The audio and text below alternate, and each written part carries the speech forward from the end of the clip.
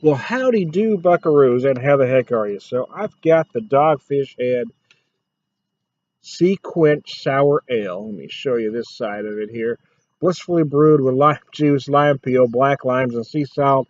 Described on their website as sort of a hybrid of a Kolsch, a Goza, and a Berliner Weiss.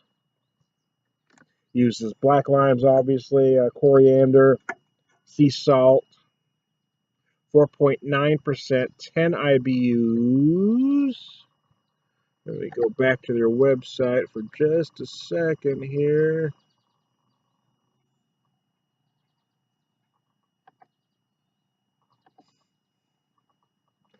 Color is golden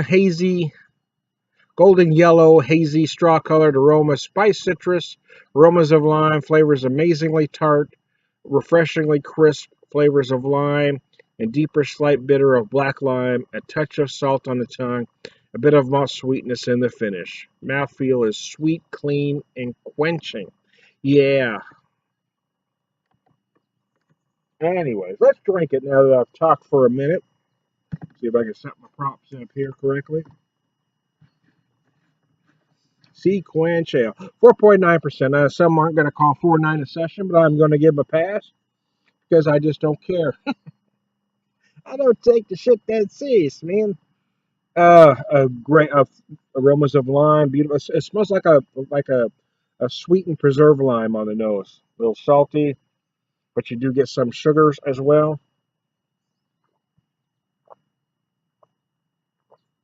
Oh, gosh. Oh, wow. Wow. That's nice. Yeah, delightfully refreshing. I've had a hard time getting, it took me a lot of years to really warm up to sours. I actually warmed up to the Flemish sours earlier because I like the wood age, the oak gives you some vanilla notes and tames down that sour. But Berliner Weiss and Gozes took me a little bit to get to. And how I was able to achieve an appreciation for them was to understand just because it doesn't work for my taste buds doesn't mean it's not a good beer. So I tried to understand what a good one was, right? And to look for flaws so I knew when one wasn't done proper. So once I was able to properly do that, I was able to start appreciating the flavors. Now I kind of dig them. Outside of my nose just won't quit itching.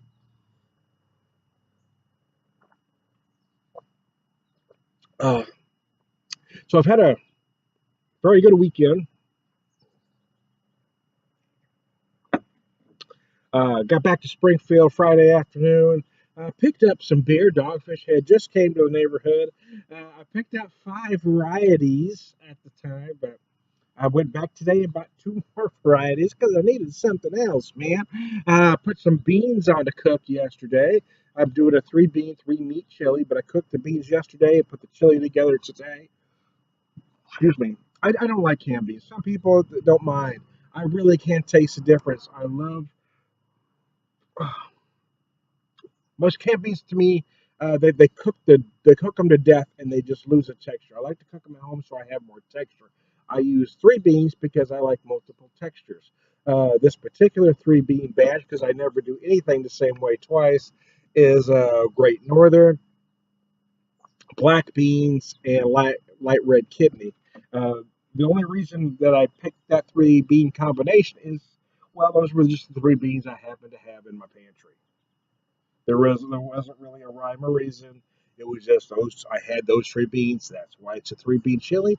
That's why it's those particular 3 beans. The 3 meat is ground beef, ground pork, and chorizo. It isn't necessarily a true chorizo. It's meant to be a Mexican chorizo, but I started with the ground pork. And these are my own seasonings, uh, my own seasoning blend. I like to make my own, so I use the better cut of pork. Anyways, but it will still give me the same result. Uh, Bottom line, that what I was getting at, that one kind of went a long way around the barn. Yes, I would like to pair this beer with that chili because it is kind of a mild to medium chili because my wife doesn't really dig spicy. But I tend to heat mine up. But I think this is a great thirst quencher, man, with the lime and the salt. This works, man.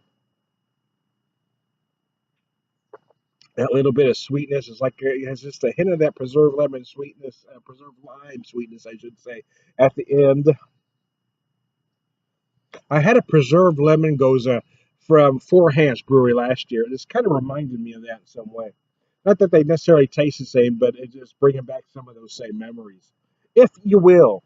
So that's a very nice beer. Yeah, I would recommend it highly. It's about $10 a six pack.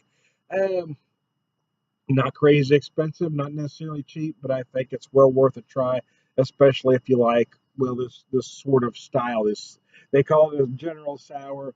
It really, I think one of the reasons it works for me is it does have the body of a Kolsch, yet you've got the saltiness and of a Goza, got the tartness of a Berliner Weiss. I think it is a nice marriage of the three styles. And personally, I'm kind of hoping that at some point, German beer becomes trendy again. I love German beer styles. I think a great pilsner is a wonderful thing. We've come to this point in craft beer where everything has to have 100 freaking ingredients. It has to contain bull testicles or asparagus or use the yeast or pubic hair to to get attention. Sometimes simple is better, man. Ask the best chefs in the world, and I bet almost all of them will tell you their favorite dishes are the most simple dishes. Not the dishes that take 100 ingredients, but the dishes that take maybe five. I guarantee you.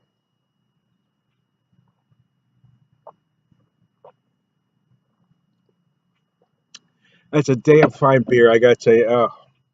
There was a time I probably wouldn't have got it. Now I do, so I'm kind of happy that I've been able to, my taste buds have been able to evolve and understand a beer like this correctly. And I think that's what a lot of beer folks miss is that just because it may not taste right to you, it doesn't mean it's a bad beer. You have to learn to understand flaws. If they're just because it doesn't taste for your taste buds doesn't mean the beer is flawed. If you can find a flaw, there you go. This beer is not flawed in any way, whether it would work for me or not. It's a damn fine beer and certainly worth 10 to 6. I'm trying to find a button there. Hey, I am John Beer Whisperer, beer evangelist, prolific beer drinker, purveyor of wisdom, and all around just damn good guy.